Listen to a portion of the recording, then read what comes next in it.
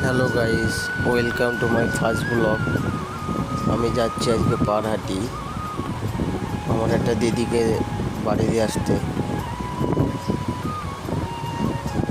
আস্তে আস্তে দেখলাম বোটও পিটে আছে, তার জন্য আমরা এখানে দাঁড়িয়ে গেলাম, ততক্ষণ অপেক্ষা করি।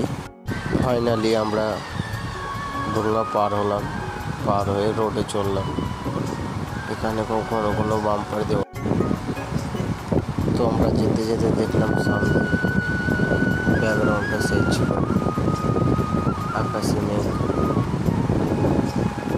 তো তোমরা কেউ জানলে কমেন্টে বলবে এই জায়গাটা কোথায়। গাইস, তো চলো যাওয়া যাক।